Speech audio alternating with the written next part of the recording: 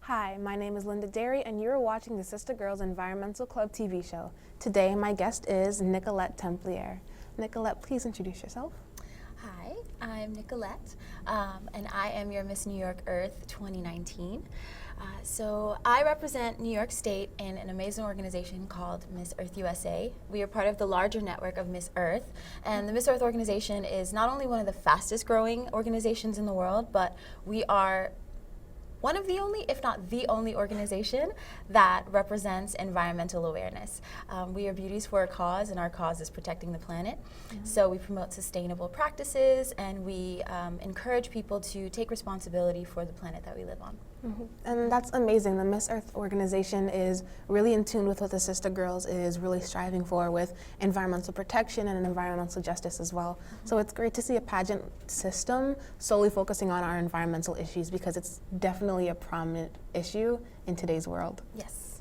So our main topic today is your White Glove project, which is hopefully going to be in the Sister Girls organization very soon. So can you tell us a little bit about the White Glove project and what you're hoping for it to be right now? Well, etiquette is a very, very important part of life in the pageant world. And also, I think that it should be implemented in everyone's life, because that's how we approach the world, that's how we handle ourselves in public.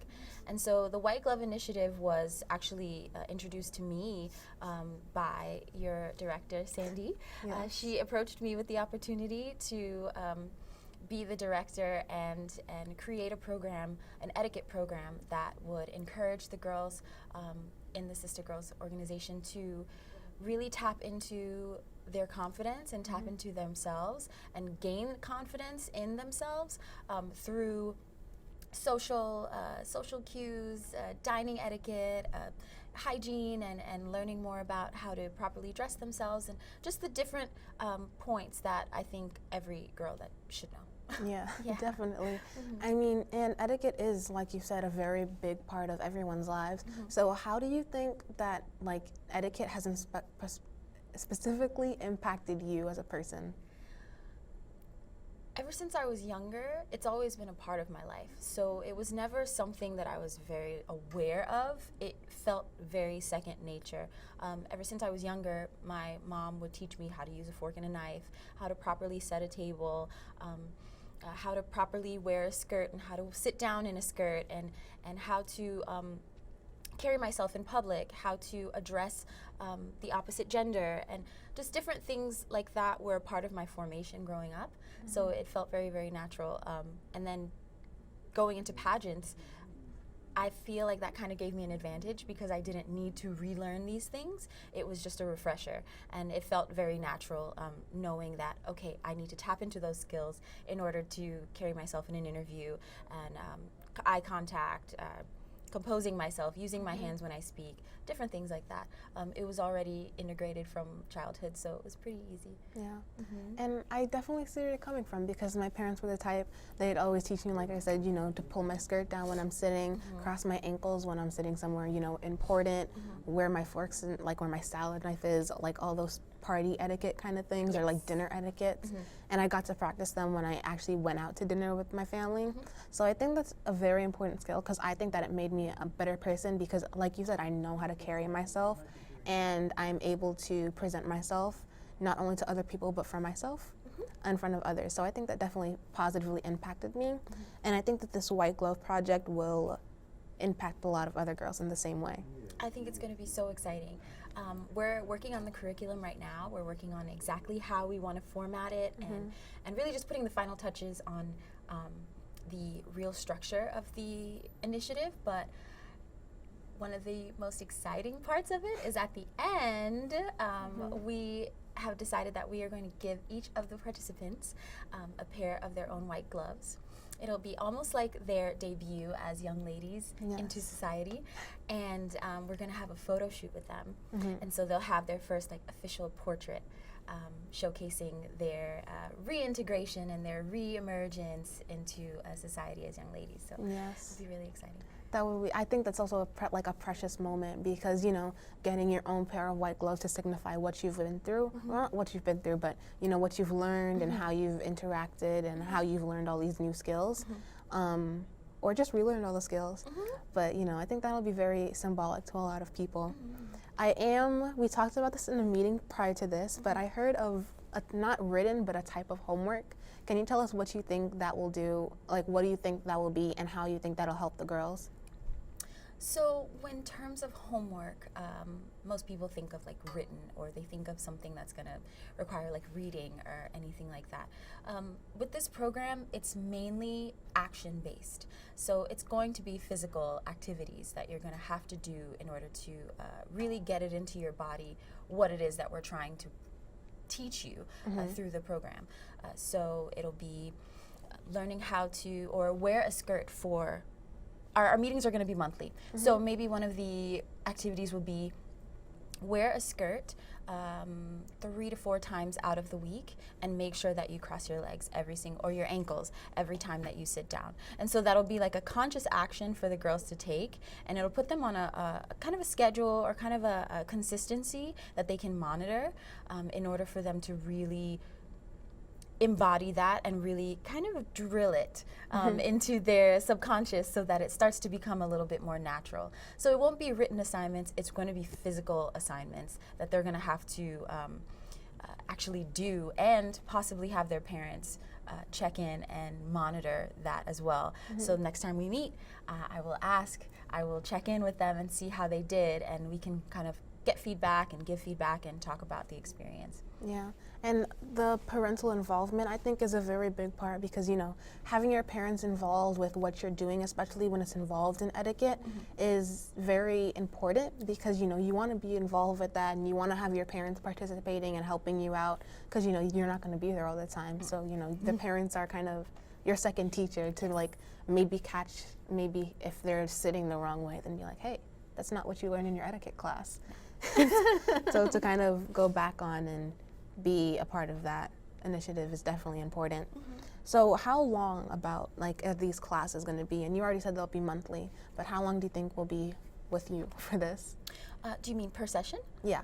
So the sessions are going to be a little bit under a half an hour. So they're going to be very quick, short spurts. We don't want to overwhelm the girls, obviously. We want them to enjoy this experience. We don't want them to feel burdened by this new experience because it's going to be so action-based, and it's going to take a lot of mental power to really adapt to these new ways of carrying yourself.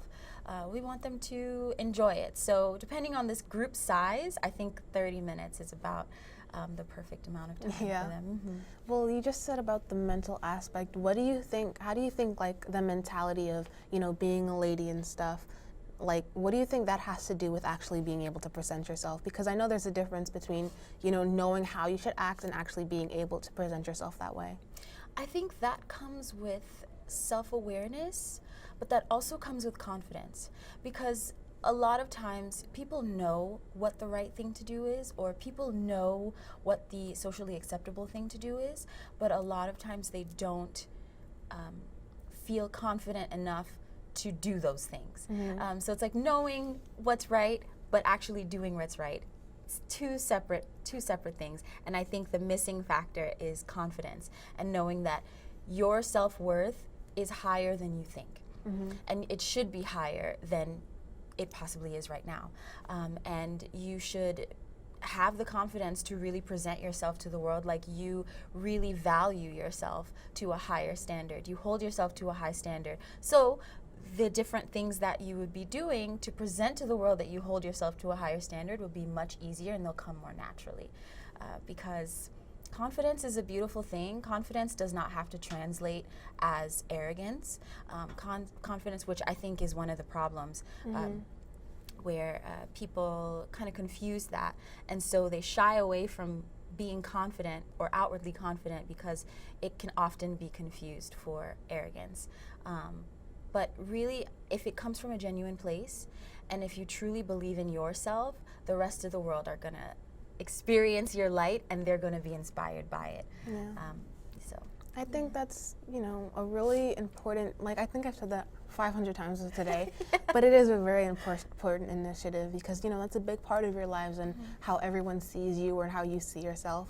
So how do you think that you specifically will encourage girls to have this confidence and encourage them to be able to, like, maybe if they don't have the, I guess, drive, how do you think you'd push them to present themselves like this, and would you push them to have proper etiquette? So going through this myself, I never want to enforce or introduce an idea to someone that I haven't experienced personally.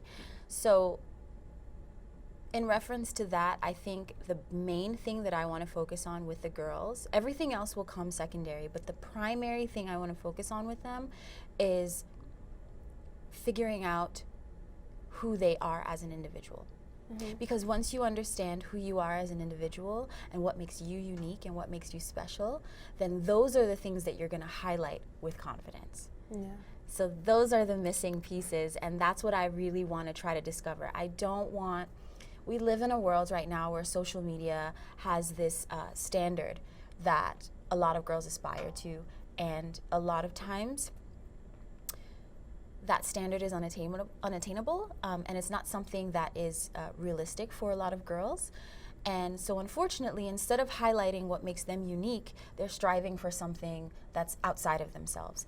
And I want girls to find what's inside of themselves that makes them truly special, and really work on highlighting that, building on it, and really shining it out, because each of us is just as special as the next girl. Each of us is just as special as the next person. And so as long as you really walk in that confidence, you're gonna be fine. Definitely. You should become a motivational speaker. Oh. Because I think that's another thing, you know, you're very, I don't know what the word is, but like, I can see how a lot of girls would be inspired by you. You present yourself like that. Oh, yay. And how do you think presenting yourselves and etiquette plays into pageantry? Because, you know, I do pageants, and I know that in interview has always been, originally it was a struggle for me because I didn't know how to act, but once I realized that, you know, you just have to put in proper etiquette and know how to present yourself and know how to speak to the judges, then it became a lot easier to me. So how do you think, like, in interview and in other ways, etiquette plays into pageantry? So again, through experience, I have realized that the key element to just acing your interview or just acing your experience, whether you walk away with a crown or not, making sure that you walk away proud of your performance. When you walk into an interview, the people that are interviewing you, they have no idea who you are. There's no preconceived notion. If they do have preconceived notion, that's on their part. That's nothing to do with you. But they don't know who you are. So you have those 2 to 3 minutes, sometimes more, to show them who you are. So you're walking into a blank slate.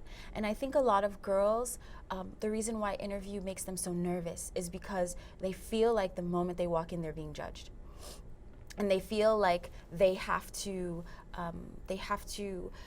be a certain way, look a certain way. Like they already feel like there's so many things stacked against them before they've even sat down, when really they're waiting for you to show them who you are. So you have that control. And I think so many girls don't realize that the world responds to you.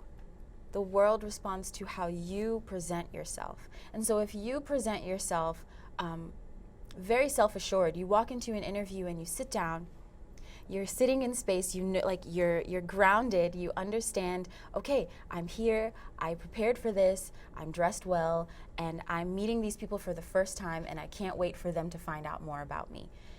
That, I think, is the mindset that a girl should walk into an interview with. Being on stage, that's your 2 minutes to absolutely blow people away. They don't know who you are. They don't know what you can do. And so why not show them like your best? You know, go up there and do a twirl, go up there and strut your stuff, go up there and really just walk with so much confidence and radiance, and make people gasp. you know, because they want to be entertained. The people in the interview, they want to find out cool things about you. The people in the audience, when you're on stage, they want to be wowed. And so it's almost like entertain them, you know? Like be that shining light. They want you to do your best. And I think that's not always understood or expressed, that they actually want you to succeed. You know, people really want you to do well. No one wants to see somebody fail. And if they do, again, that's nothing to do with you. That's something they should work on within themselves.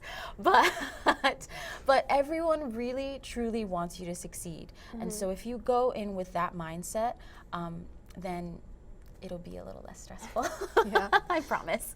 I think that's another great thing about pageantry. It teaches you so much about things that you didn't know. For example, you know, with the interview, I always use interview as an example because it brought so many different opportunities for me. But it taught me that if you know about elevator pitches, right? Yes. Okay, it taught me that if I can do an elevator pitch, then I'm set in an interview, because if I can show myself and speak who I am in 30 seconds, then if I have 2 minutes, then I can just show them more. And I can just show them all the unique things that I have. And I think that's also really important, because everyone has something special, and everyone has something that only they can do, or something that they're one of the very few people that can do, and they make it their own. So that's something that not only in etiquette, but like in life, that you should present. Like, you should embrace your differences, I guess. Yes. And, you know, really be a part, like, embrace it and show other people that, because it's not weird or anything, it's what makes you you. Exactly. So, so I've worked with different groups of girls before, and one of the really fun things that I did was this workshop called the Shameless Unicorn Workshop. And I called it Shameless Unicorn because unicorns are my mascot. I love unicorns so much. Me too. They're magical. They are creatures that you can't really identify. Like, you can't say what color is a unicorn. It can be whatever color it wants to be. You know, what does a unicorn look like? It can look like anything it wants to be. You know, what kind of name does a unicorn have? There's no generalization that you can put on a unicorn. And I put shameless in front of the unicorn because living out loud, living without boundaries, living without shame, I think is something that everyone should embrace to an extent. To an extent, I will say. But that's something that everyone should embrace. We live in a world, unfortunately, again, right now, where society really shames people for living their truth a lot. And I don't believe in that at all.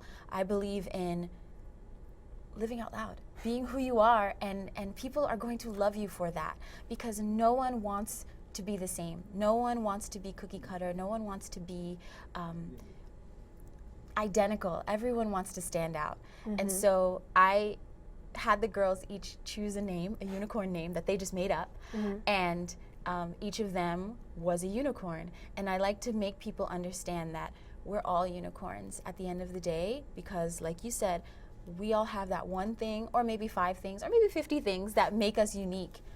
And why not highlight those things? Because that's going to make you so much more exciting. And when you have a group of friends, you're each going to have something really cool that you bring to the group, and you're going to have something unique that you bring to the table that's going to like make you really awesome. Yeah. And did you have a unicorn name by any chance? I did, but it changed a few times.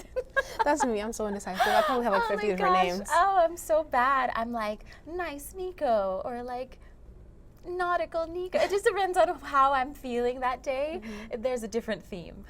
So I guess that's kind of my little quirk as a unicorn, that I am a chameleon. I change with my surroundings and my emotions. Yeah, I mean, definitely me too. I think that, you know, having this, not exactly a different persona, but being able to step into a different skin, like as a unicorn, you know, as a unicorn, I can be anything. There's a store, there's a unicorn store in Manhattan. Oh my gosh, what? It's just unicorns, and I've been there. And Where? one thing, I don't even know where it is. You have to ask my mom. Oh my gosh. But one thing that they have you do, it's called a unicorn challenge. They give you a black light. I'm not going to tell you where it is in case anybody wants to go. But they give you a black light, and you have to look for words on the wall.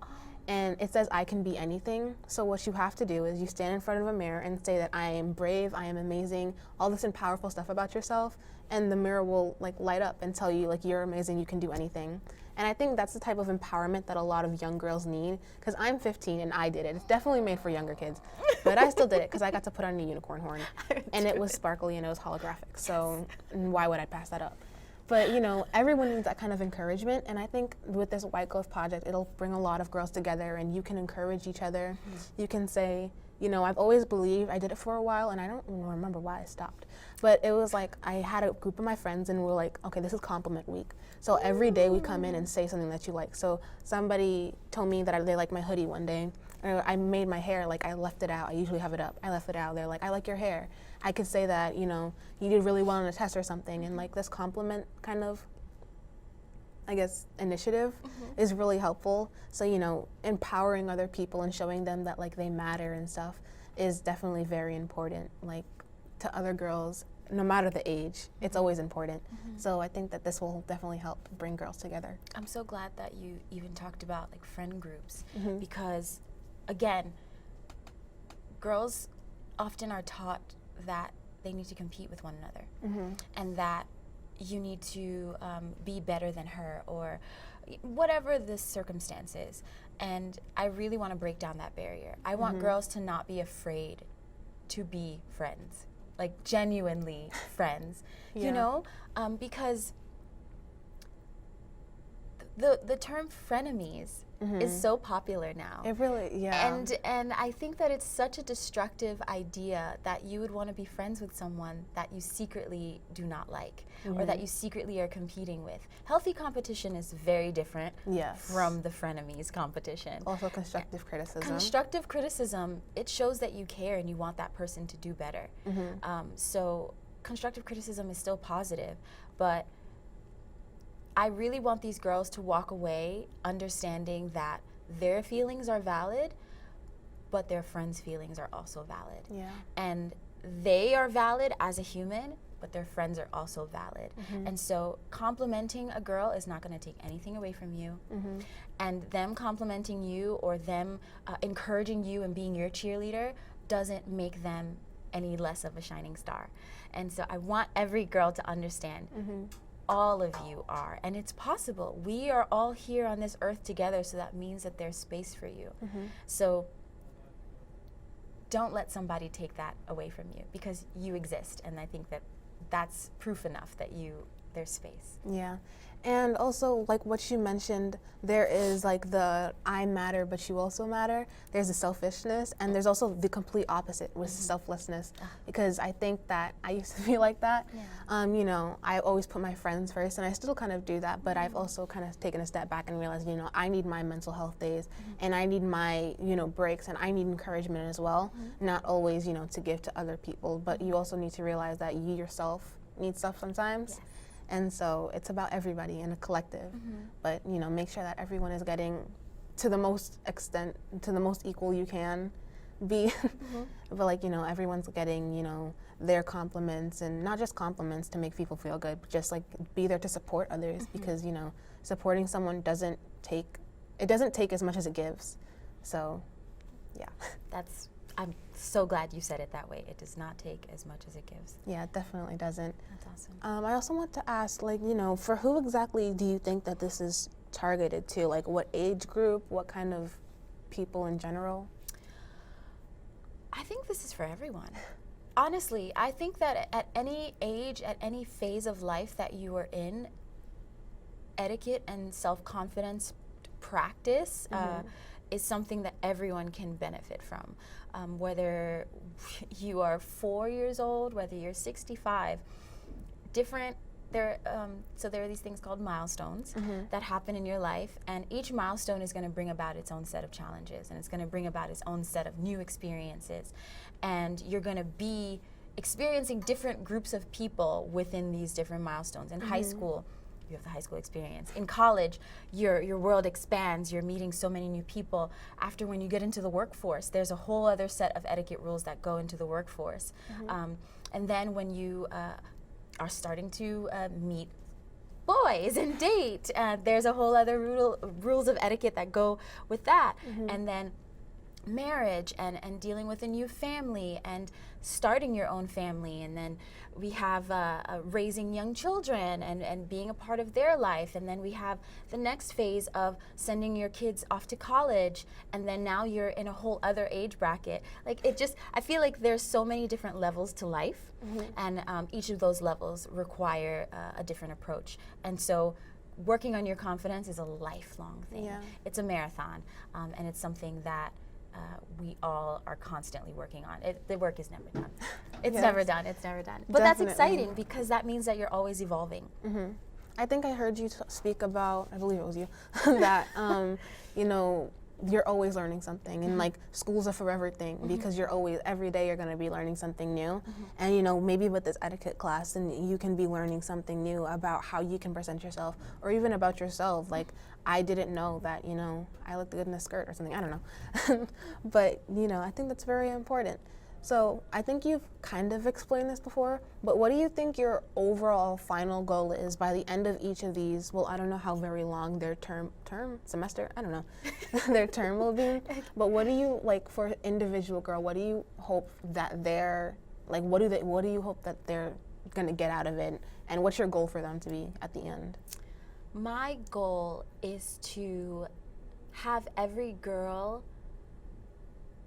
walk away as a whole new version of themselves, and a whole new confident, grounded,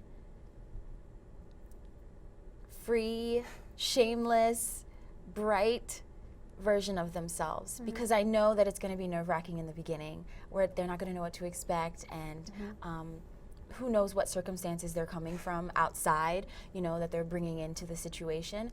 And so I want every girl to walk away understanding their worth, realizing just how valuable they are, and I want them to walk away excited to take on the world, you know, to take on the world in a different way too, to really go after their dreams, and be the woman that they have always wanted to be. Yeah, I think that is, you know, very important, because, you know, empowering these girls will, you know, really help them in their confidence and how they present themselves. I probably said present yourself like 5 times. That's true. In the That's past it. 5 minutes. That is it. That is the thing. You present yourself to the world.